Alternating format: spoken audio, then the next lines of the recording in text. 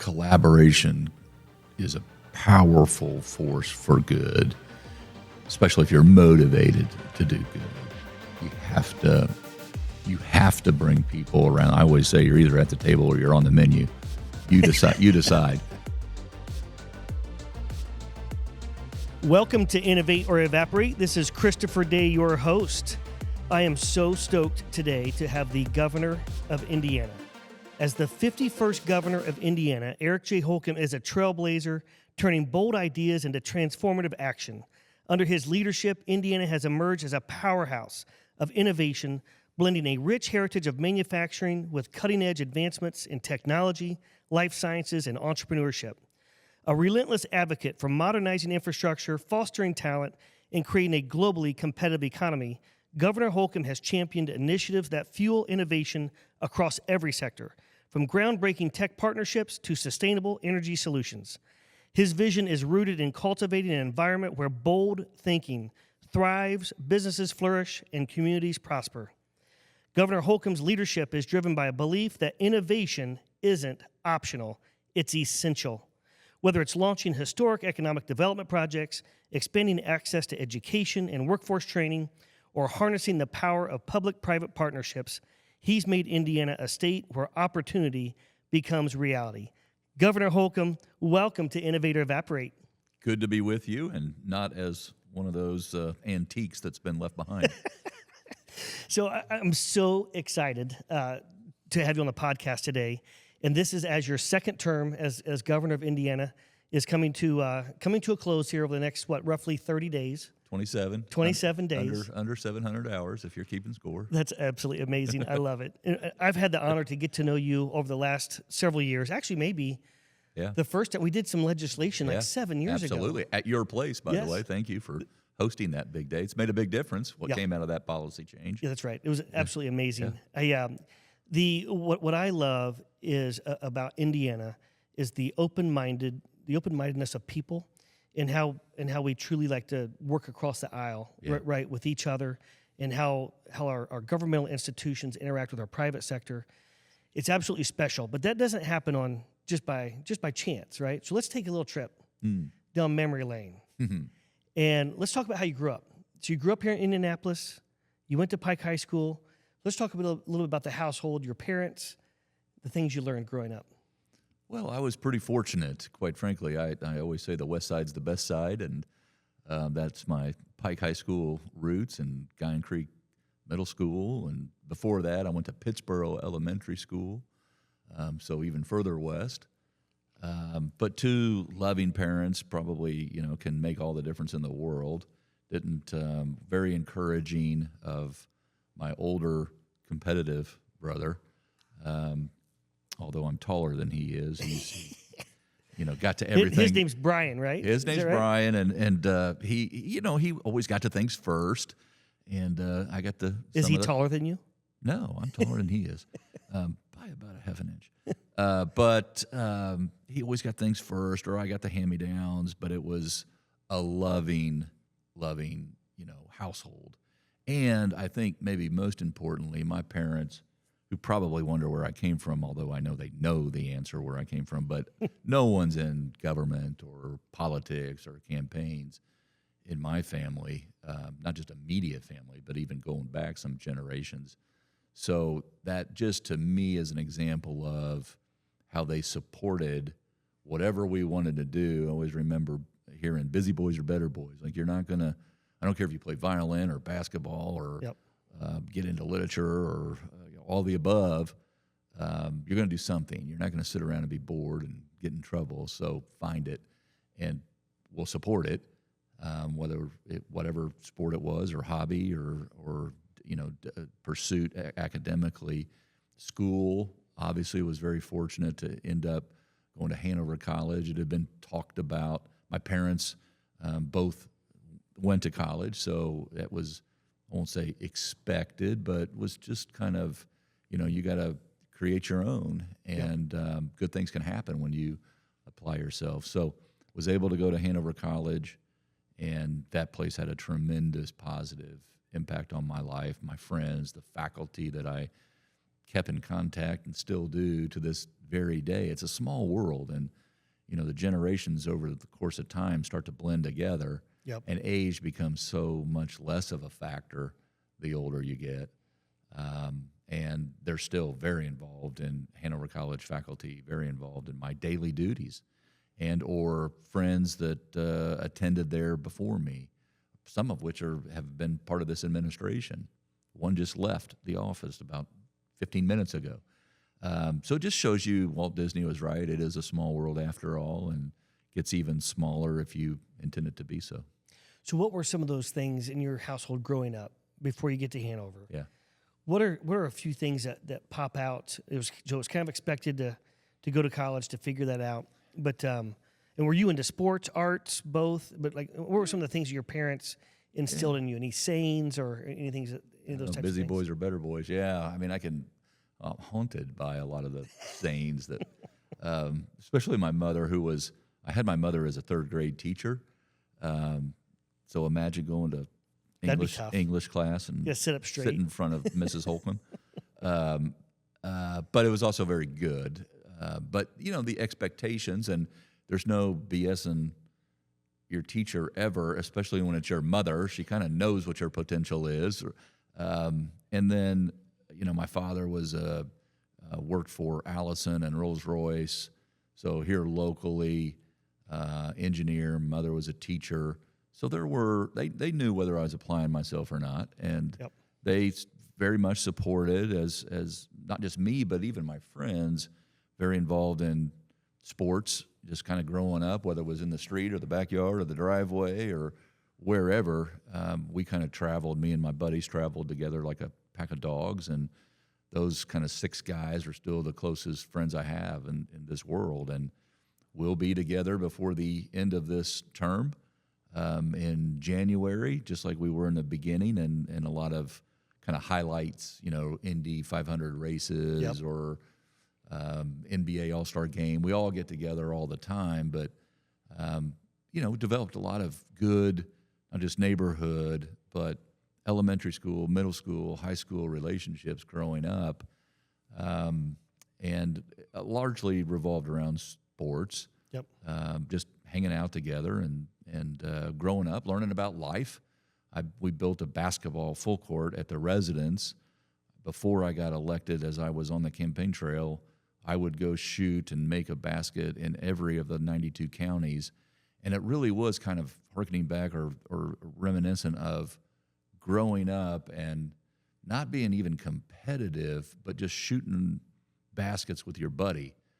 Whether it was in the snow and your fingers are splitting because, you've been out there and it's cold and your feet are soggy, but you're still interested in the conversation, and you're growing up together. That's right. You're living life, and you're learning from each other just by talking things out.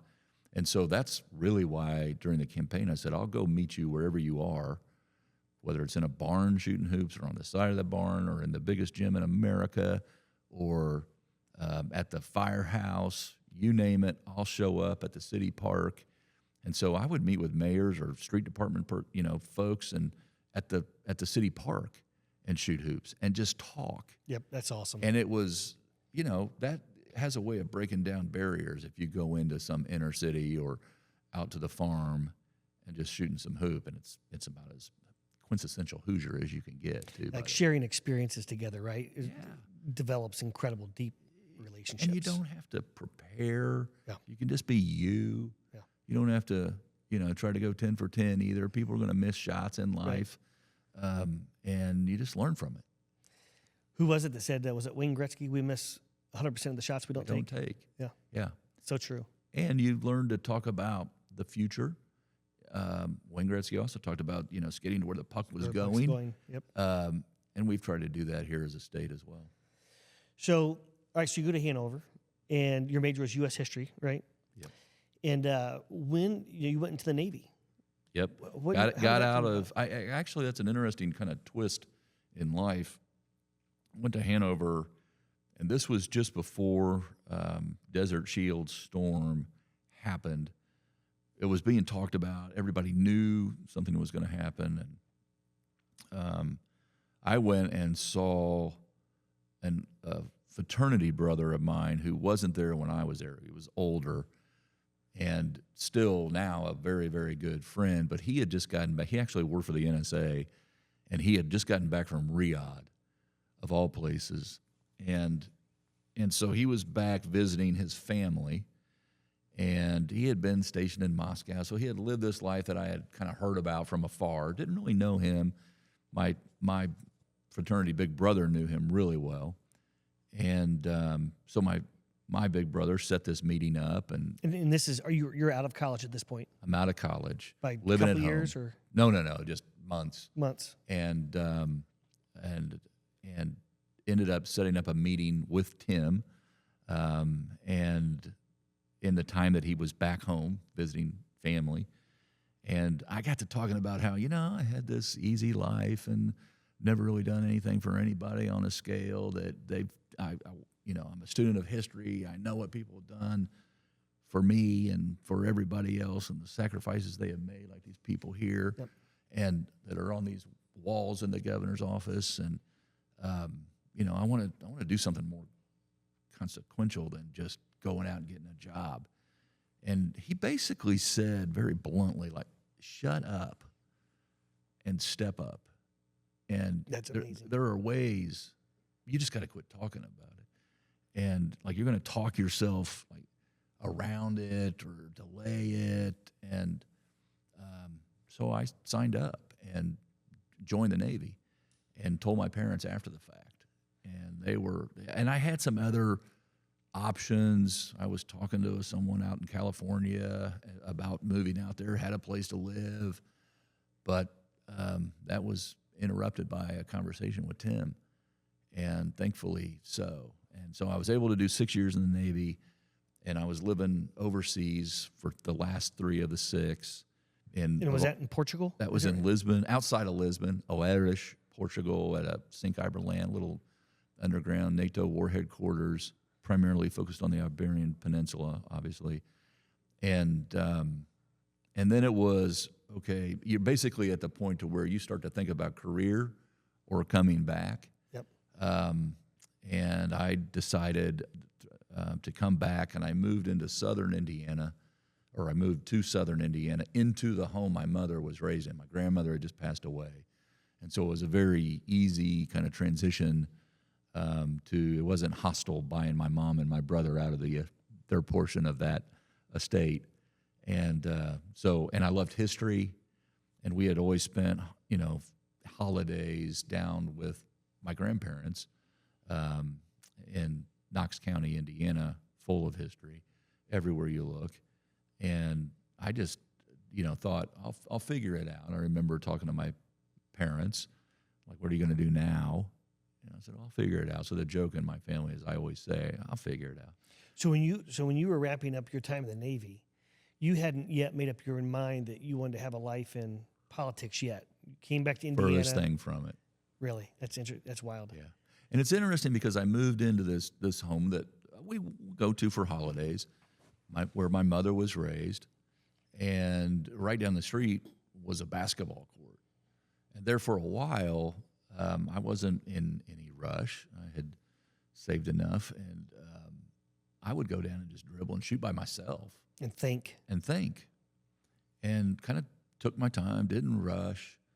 And by the way, Lisbon was a little bit more, I don't want to say chaotic, because they've got different speeds or different gears you can shift into. But when you move into a smaller community, Vincennes, Indiana, which is an incredible community, but I just was blown away. I could go to the grocery, get groceries, pay my utility bills, pay my phone bill, I could just do everything in about 20 minutes. Yep. Like, it was all close.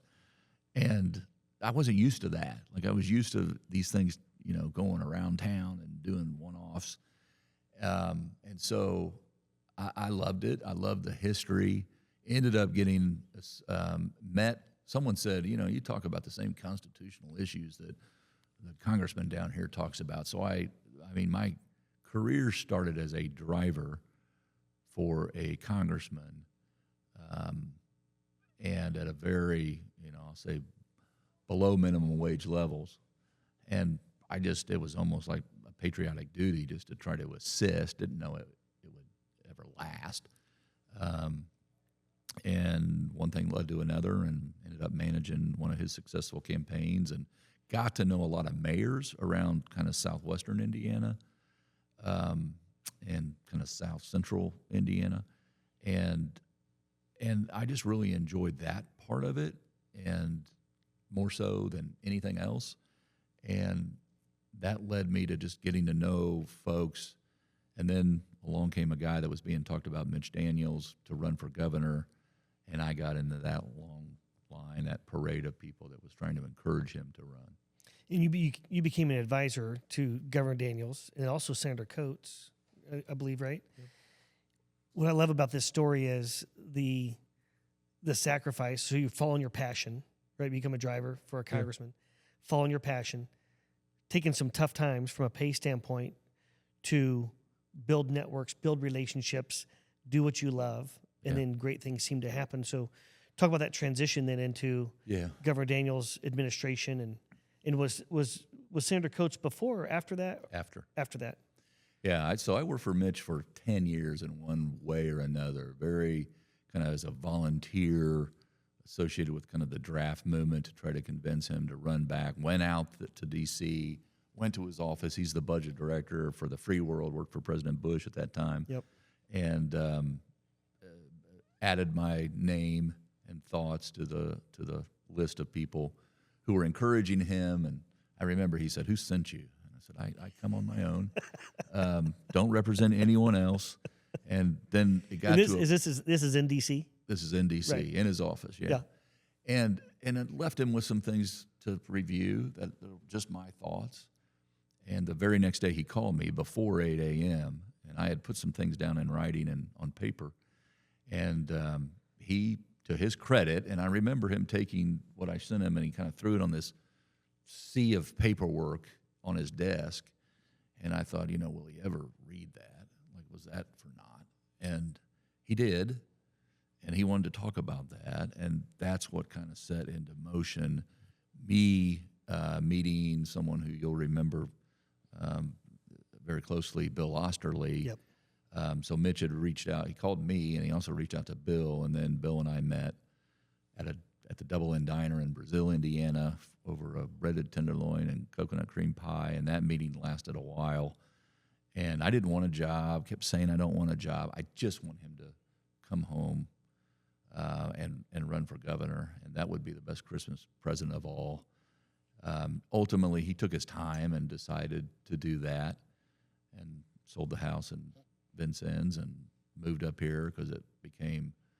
I was traveling around the whole state at the time, stopping at a lot of truck stops, along the way, and buying new music to listen to. There's a lot of windshield time. And you're a connoisseur of tenderloins. And I love tenderloins. It maybe started then, quite frankly. Do you have a ranking? Do you have like an AP? I've got. So it would be an EH, like an Eric Holcomb, top 25. I could easily do it. In fact, I had tenderloins last night, plural, and the day before for dinner. So back-to-back breaded tenderloin days. Maybe I'll have some tonight too. I don't know. That's awesome. But that 10 years got him through both terms, and then did some political things on the outside for him as well, and then met someone I just had revered my whole life, Senator Dan Coates. Got hired to work for him as his chief of staff based in Indiana. So he had a chief of staff in Washington, D.C. that had a very different kind of job description, great guy. And mine was here. And did that for a number of years. And then through another twist and turn and twist back, ended up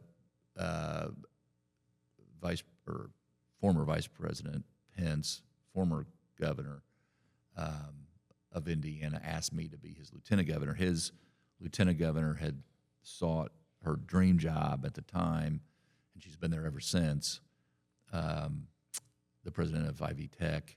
So there was a vacancy. He asked me to join. I did. He was running for re-election. Before then, candidate Donald Trump asked him to be his running mate. That created a vacancy. We'd never run statewide before, decided to throw our hat in the ring. So one thing kind of led to another, but it wasn't ever, I'm going to go work for the congressman. It was there was no grand plan or timeline. I wasn't the guy that, in the fourth grade said, I want to be governor one day. It was a lot to do with timing and a lot to do with when opportunity presents itself, you make the decision and to or not to. Yeah, you poke your nose through that door, and if you like what's on the other side, you go for it. So I want to move into your administration here in a moment. Before we do that, as you think about those experiences with Governor Daniels, with Senator Coates, are there a few things that stick out in your mind? And we always like to talk about, like, innovation is not just investors. It's not just entrepreneurs.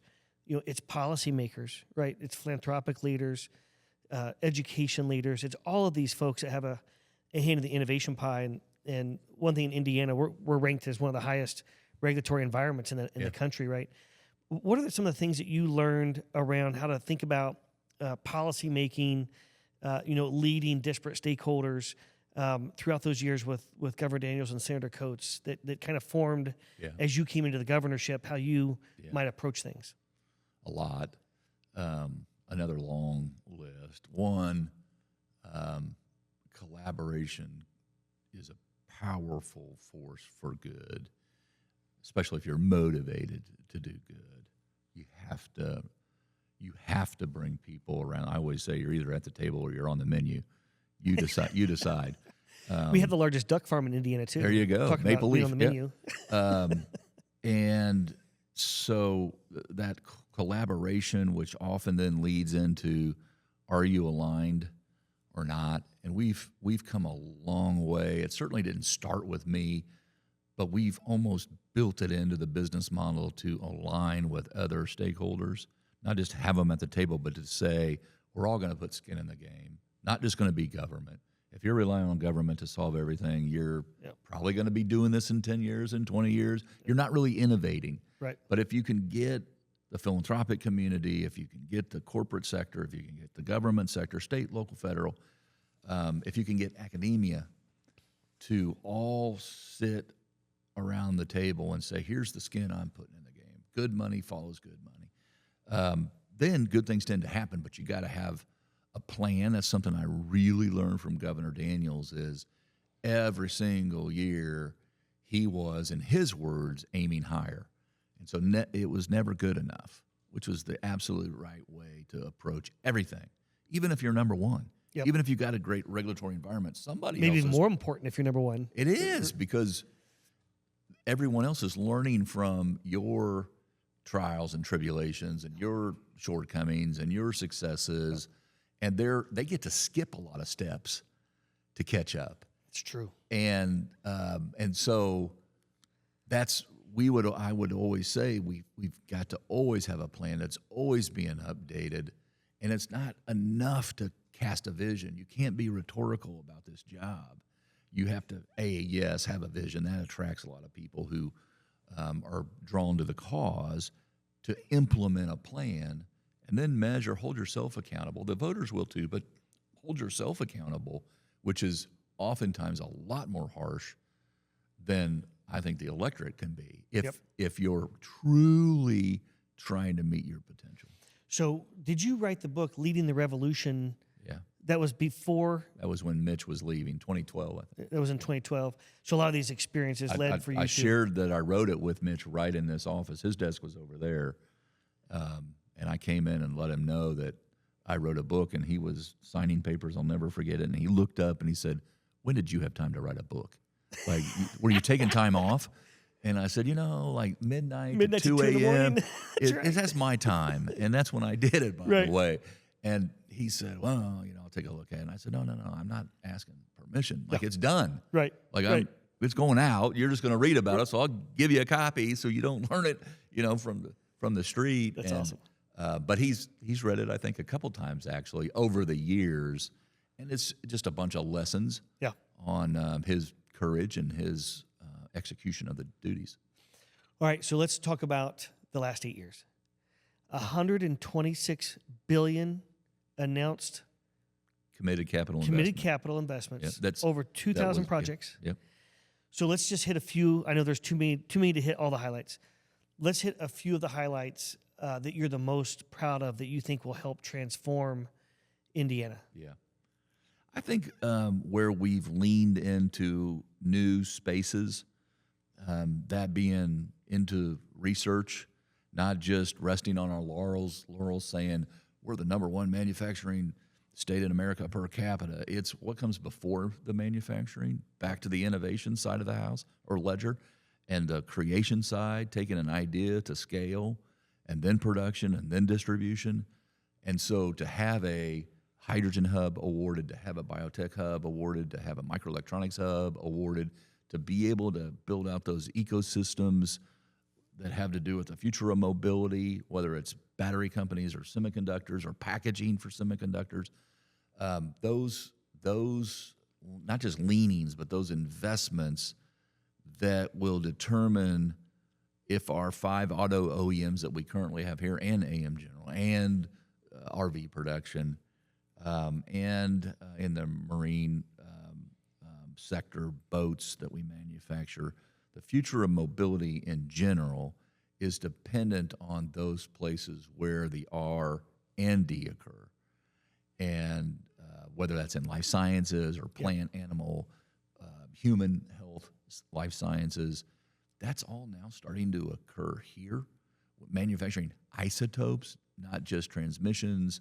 We still do transmissions. We do fuselages. We do jet engines. We do, but we're increasingly becoming known as the core of America, doing the research that's necessary, the innovation that's necessary, that has to do with both our economic security, but quite frankly, our national security. Yeah. And how they go hand in glove. So we are truly, I always say, this is a new Indiana. Like there's New Mexico, New York, and we've got New Castle and New Albany and New Haven and New Carlisle, but there's a new Indiana, and that bodes well for our future. What did you not get to that you wish you had? A lot more progress. We scratched at it, but I would say we're always going to be in need of more skilled. It's too simple to say smarter, and I put myself in this category. A more skilled workforce for the jobs of now and 10 years from now. Because we always try to think of where are we going to be in 2030 or 2040. And that usually takes even more courage to try to strategically plan for how you get there tactically, because most politicians want to enjoy the fruits of their success or labor now. Right now. Like right now. Yeah.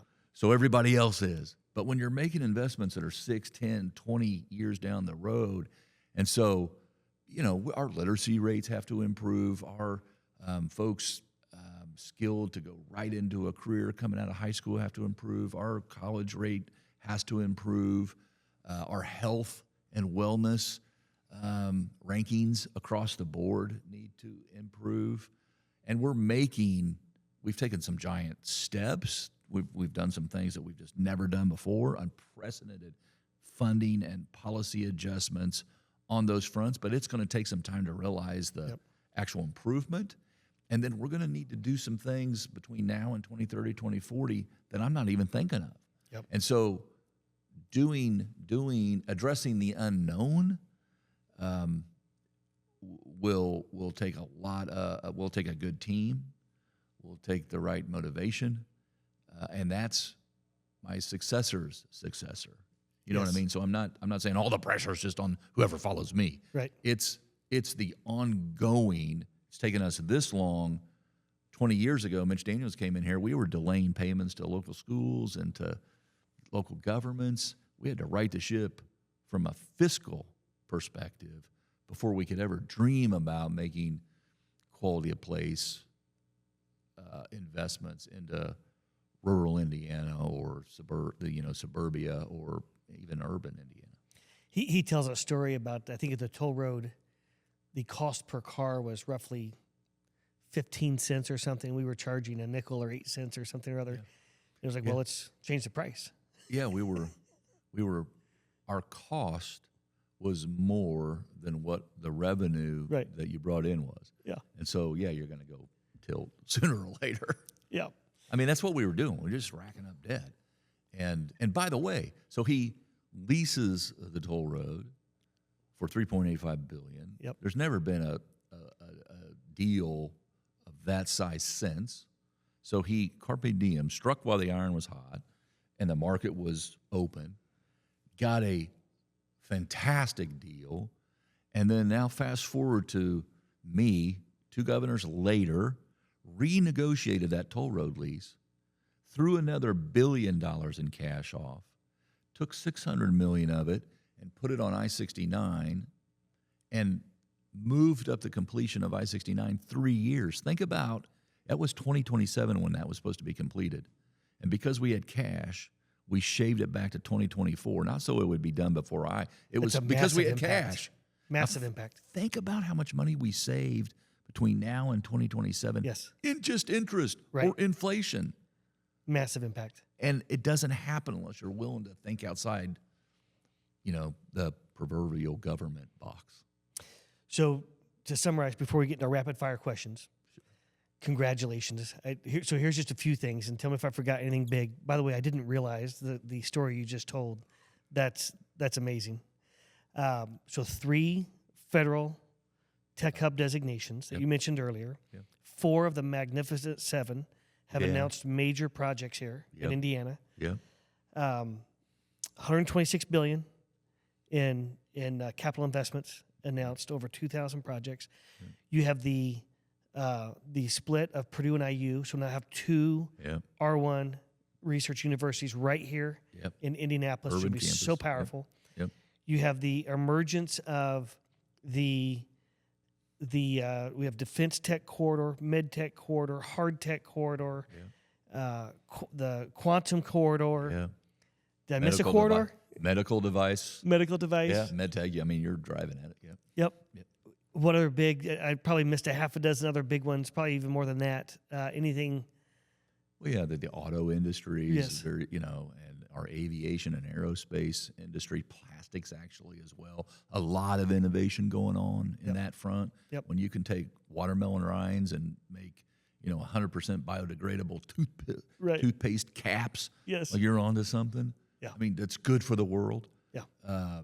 So all that's happening right here, whether it be in a family factory or field, or one of our most iconic corporate headquarters like Eli Lilly or Cummins. Yeah, it's amazing. Or Zimmer Biomet.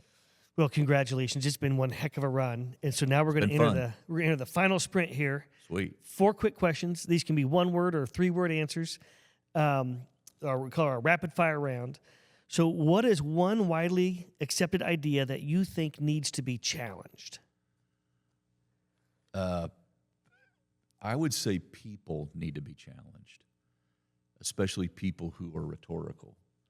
So I may be speaking to my crowd, but if someone tells you they're fighting for something, ask them, show me some of the wins. I want to see what you fought for. And back to your friend right out of college. I love it. Exactly right. If you could solve one problem in the world with innovation, what would it be? Health. And we're getting there, but when you stop and think about people's lives through no fault of their own, it could be genetic, but that we're losing, I would love to make that discovery. What's the most unconventional piece of advice you've ever received or given? Unconventional piece of advice.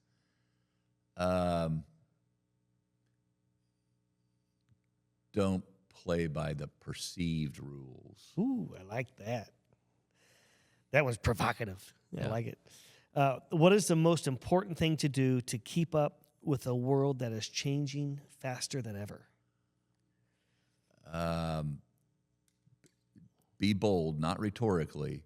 Have a plan that's bold so that people are chasing you, and you can be the hunter and the farmer at the same time. I think that's what we're doing. I think we're cultivating these ecosystems, but we're not content farming the yield that we have. We're out hunting and bringing it back too, and that's a powerful 1-2 punch. I love it.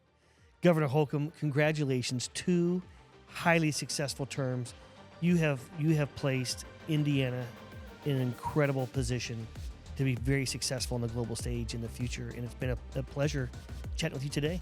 It's nothing about me. It's all about we. It's a heck of a team. It's been a joy and derive a lot of pride by being around all of them. Well, thank you again, and we'll see you all soon next time on Innovate or Evaporate.